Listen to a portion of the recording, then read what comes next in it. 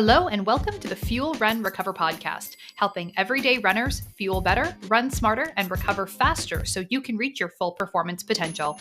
I'm your host, Stephanie Natchek, dietitian, fitness coach, and a fellow runner too. As the owner of Stephanie Natchek Performance Nutrition, I've spent the last 10 years helping runners learn to fuel their bodies, level up their running performance, and establish healthier relationships with food and exercise. If you're ready to reconnect with your love of running, then let's get started on today's episode. To today's episode, where we are going to be talking about motivation and specifically what to do when you are feeling unmotivated. And this is something that I think every runner has or is going to go through at some point in time. If you always feel 100% motivated towards your goals and towards your training, then that's absolutely fantastic and honestly pretty amazing. I think for the vast majority of us, we've experienced that motivation can really ebb and flow, perhaps more for some people versus others. And we're going to talk a little bit about that and why that might be the case and of course, how to navigate it. But I want to start today's conversation with talking a little bit about what is motivation, right? How do we sort of define motivation? I think we all have a little bit of an inherent understanding of what that word means sort of personally for us, but in sort of the classic or maybe sort of technical definition, motivation can be the reason or reasons one has for acting or behaving in a certain way, or it's also defined as the need to achieve your goals or needs. So basically, motivation is really talking about why we do certain things, what is the purpose behind certain actions that we take, and what's dictating the actions that we take. So it can come down to what we often refer to as like your why. You probably hear that a lot when we're talking about health and fitness and stuff like that. What is your why? And that is really digging into someone's underlying motivation and the reason why they want to achieve certain goals, why they want to reach certain things in their lives. But also motivation is looking at, sort of the inner drive that we have towards working towards things. So it can be defined in a couple of different ways, but that's what we're sort of talking about when we use the word motivation. So why might somebody lose motivation? Like, we have these goals, we have maybe signed up for a race, we've got a training plan, we've got this schedule and these workouts that we're supposed to do, and we find ourselves feeling unmotivated or losing motivation. There can be a lot of different reasons why we might be feeling this way. And part of what I want you to take away from today's episode is to be able to check in with yourself and see what's going on behind your lack of motivation. Like, what is the reason for the lack of motivation? And what action steps can we take based on that? And this is because depending on the reason why you might be feeling unmotivated at any particular point in time, we have different things, different action steps that we need to take to maybe recover from that. The first reason why somebody might lose motivation would be that they're just feeling burnt out. So maybe you aren't really seeing results from the training that you're doing. You're not seeing changes or improvements or getting where you think you should be going based on the actions that you're taking. But when we're talking about burnout, it can also be a matter of just simply focusing on the same goal for far too long. And we see this a lot with people who are, sort of chronic or habitual distance runners, marathon after marathon after marathon, or half marathon or ultra marathon, whatever it might be. But people who are doing a lot of very long distances, and they're always training for a big, long race. So they're always training for marathons. They're always in those race cycles. There's not a lot of downtime or off season in between training for these big distance races. It's always just a lot of volume, and it's always these sort of similar workouts that they're following.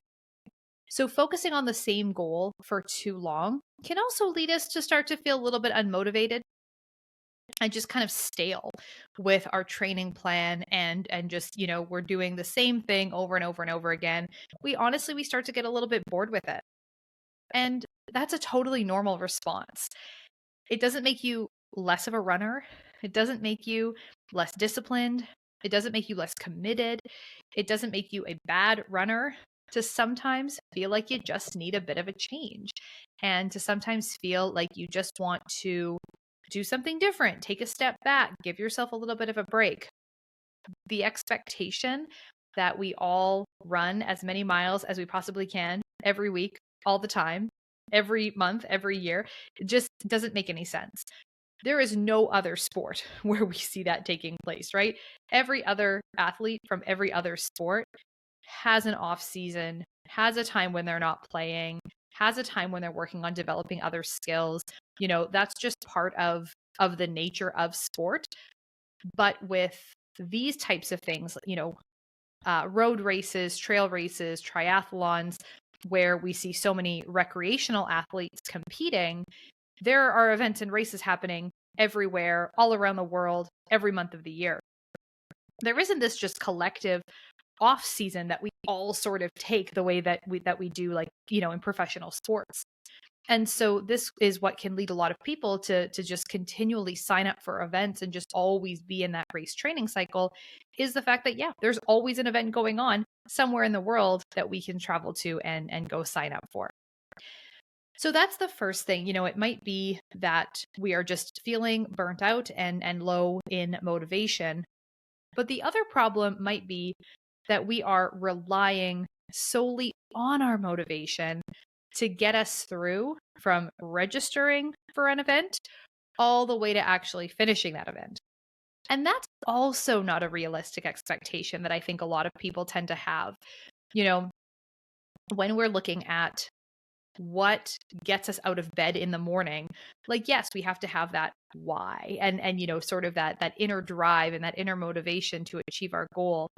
But to think that we can be so focused on that goal and have that motivation every single day throughout an entire training plan cycle, I just don't ever see that happening, right? We all have moments of motivation ebbing and flowing.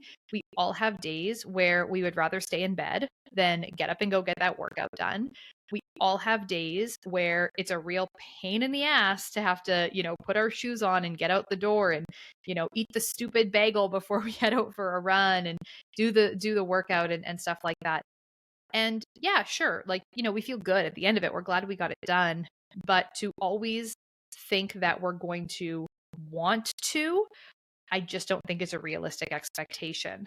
And we can think about motivation like a kind of flaky friend. It comes and goes. So you might even be able to think of a person in your life who kind of who is this friend for you, but I'm sure you can imagine a friend who is super fun, super spontaneous. When you get together with this person and you make plans, you have such a good time with them. They're funny, they're charismatic, they just draw people to them, and you have such good memories of the times that you've had with this friend. But you kind of know that they're a bit flaky. They'll make plans with you, but honestly, they're probably going to ghost or maybe bail at the last minute. If this person, this motivation friend, invites you somewhere, you're probably best off maybe inviting another couple of friends to come too, so you don't wind up somewhere completely by yourself or totally bailed on. And despite the great times that you have together, you just can't always count on them to be there. Motivation is the friend who inspires you to sign up for the marathon in the first place, right? Motivation is the friend who tells you that you can achieve anything and gets you to actually click that registration button and commit to these big scary things that you want to do. The same way, motivation might be the friend who gets you to do some kind of crazy adventure when you're on vacation together. Like it's fun and it's exciting and it's exhilarating. But at the end of the day, that friend is not necessarily going to wake up at 5 o'clock in the morning with you to put on their shoes and run all those miles right there beside you. A lot of times you're going to find yourself running by yourself. And so while a burst of motivation can have us feeling empowered and inspired and, like we can achieve anything, and it's such a wonderful feeling to have that, ultimately, motivation is not what prepares us to actually run a race. Some things in life need to be dictated by habit. Some things in life are a little bit boring, are a little bit mundane, aren't always exciting and spontaneous and different and fun and new. Some things in life are just habits. And we have to wake up and we have to go through our day, sometimes doing a lot of these adulting habit sort of things that ultimately are good for us, even though we don't necessarily want to do them. We know that we have to in order to get the result we want. And we can sometimes think about this like brushing our teeth. Do we want to brush our teeth? No. Now, we like the feeling of brushed teeth. Like everyone likes the feeling of having clean brushed teeth. But that doesn't mean that, like, if you asked me, like, do I want to brush my teeth? The answer is, well, not really. It would be if they invented a, way that you could just have that feeling without actually having to do the brushing, like people would totally do that. Like nobody is going to do the actual brushing and get a lot out of it. For me, it's also something like cleaning my house. I like to live in a clean house. I want the house to be clean, but do I have to be the one who cleans it? No, absolutely not. However, as an adult who lives in a house that needs to be cleaned, it has to be a habit. And so we want to sometimes, allow ourselves to move away from this idea that we're always going to be inspired and motivated and excited to get out the door and go for a run. And instead, we want to think about movement as a habit, something that we need to do on a regular basis to help us be more consistent, to help us set realistic goals and expectations. And then we aren't going to be so hard on ourselves and kind of come down so hard on ourselves when we aren't perfect. And this is because motivation is very aspirational in nature, right? Part of our why, part of our reason for doing things is because we're envisioning the person that we want to be, right? We set goals for ourselves. We have motivation and sort of a drive to achieve certain things because we're envisioning the person that we want to be, whether that's, us being different in terms of our actions or our behaviors, or being able to be the person who can say I'm a marathoner or I'm an ultra runner or something like that, right? It's very aspirational in nature. Unfortunately though, aspiration and sort of those big picture goals and envisioning that person that we want to become does not translate into day-to-day action steps, right? We need to take those big goals that we have, the big picture things that we want to achieve, and we need to do the work of breaking that down into the little bite-sized pieces, the little bite-sized action chunks that are our day-to-day things that we're going to do that over time build up into becoming our big picture goals. Like all those little day-to-day actions and all those little day-to-day steps translate into achieving our big picture goals. But if we're too focused on that big picture and we're too reliant on the motivation boost and the exhilaration that we get from that initial burst of motivation, we're going to wind up stuck in the middle. We're going to wind up getting started, having that initial burst and that initial success. And then, when we find ourselves kind of stuck and when the going gets a bit tough and it does get a bit mundane, we end up throwing it all out the window because, we're expecting that we're going to feel so motivated all the time. Now, that's sort of the situation for people who find that they are signing up for events. They're really excited to sign up for an event. You find yourself, you can't wait to start this training plan. You can't wait to sign up for this event because you're envisioning yourself at the finish line. You're envisioning the day. You're envisioning the race and how that's going to go. And we want that, right? Like we want to hold on to that vision and kind of keep that front of mind throughout our training cycle. But we also need to recognize that there's always going to be some slogging through in the middle that has to happen. And that's where we have to move away from relying on motivation and instead be able to have the training be just a habit, just something that we do.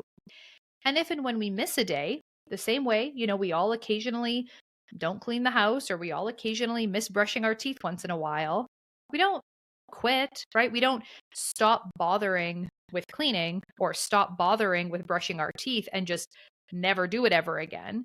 Instead, what we do is we just do it later. We do it next time. We do it when we think about it. And we don't just sort of give up on ourselves. And that's what we want to keep front of mind as we move through that training plan. Now, on the other side, on the flip side of that, is what if the answer really is that we need a new focus? And I wanted to talk about this too, because sometimes a lack of motivation is actually a sign that you need to change things up. If you've been the runner that I talked about earlier in this episode, where you've been training for the same distances, maybe doing the same workouts, the same mileage, kind of the same things over and over and over again, maybe you just need a little bit of fresh perspective. Maybe you need to work on training for a new distance, maybe a shorter race, something that allows you the opportunity to try some different types of workouts. Maybe you need to take a little bit of an off season from running and really cut back on your mileage and try some new ways of moving your body. Sign up for a different type of exercise class, take up a new activity, look at maybe trying a new sport for a little while. Because if the problem is burnout, more discipline, more motivation, being harder on yourself, forcing yourself out of bed in the morning, like sort of trying to muscle through and just willpower your way through is not going to help the problem. If we've been stuck in the cycle of doing the same things for far too long and we're feeling bored, we're feeling stale, we're feeling unmotivated because we've just gotten everything we can out of that goal and now it's time to change it up, trying to just power your way through is not going to be helpful. So if you're listening to this episode because you have been feeling a little bit unmotivated, I want you to check in with yourself and see if either of these categories fit for you. Have you been doing back-to-back races with very little rest in between, like little kind of in terms of off season or rest seasons in between?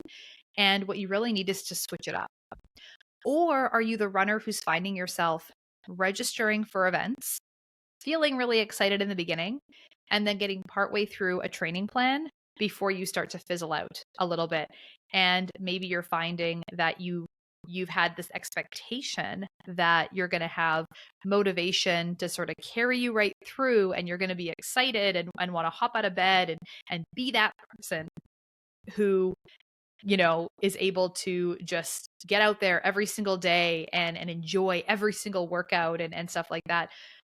And then when that's not the case, you're definitely coming down really hard on yourself and fizzling out in terms of your ability to be consistent with that training plan. So sort of thinking if either of those are resonating with you, it's going to give you an idea of what you might need to adjust in order to move forward. Is it just a mindset shift? And you just maybe need to be thinking about exercise and running and training as less of a less of a thing that's going to always be exciting and new and empowering, and something that really just does need to be a consistent habit that we work into our lifestyle? Or is it that you are completely burnt out, you're doing way too much training, and you really just need to give yourself a little bit of a mental break and a mental reset to be able to come back feeling inspired once again? Don't be afraid of losing fitness if you do decide to give yourself a break. Like I said before, every athlete in every other sport has an off season, right? There's always a time when we take a step back from our main sport or our main goals to work on other skills and to work on other types of training get that little bit of a mental reset before the next season. And you as a runner are no different, right? You need a break just like everyone else does. And, we are able to do so many more competitions and sign up for so many more races as runners because there's just no limit on the places that we can go and the things that we can do as runners. But trust me when I say, both your brain and your body will thank you for giving yourself a little bit of a break, giving yourself a little bit of space, and making sure that a lack of motivation doesn't turn into a longer term problem of something like burnout and then of course overtraining syndrome. So I hope that you found this episode helpful today to think a little bit more about motivation, see motivation in maybe a different way, and determine if when you're feeling unmotivated, what is it that you really need? And how can we get out of feeling unmotivated and continue to move forward towards our goals? If you need help working on your motivation or all things to do with your nutrition and training and recovery strategies as a runner, then I would highly, highly recommend getting some professional assistance and guidance in understanding the specific fueling strategies and training strategies, and of course, recovery strategies that runners need in order to succeed and do their best. One option that I would love to share with you today is my signature online program. It's called the Fuel Train Recover Club, and it is created specifically for runners. I designed this program to be specifically for you, the runner, to help you understand how to nourish your body, how to balance your training with your recovery, and how to get the most out of the hard work that you're putting in so that you can really become the best runner you can be. If you'd like to learn more about the Fuel Train Recover Club and how you can get started literally today in learning everything you need to really reconnect with your love of running, then you can find the details about the program just by clicking on the link in the show notes.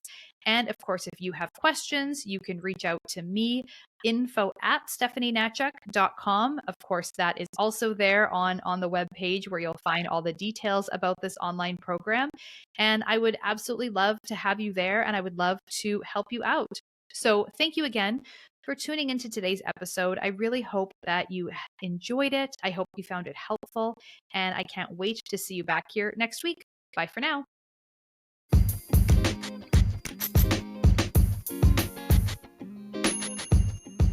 The information on this podcast is for educational purposes only and is not to be used or relied upon for the diagnosis or treatment of any health condition. This information does not create a client-practitioner relationship and should not be used as a substitute for professional medical advice.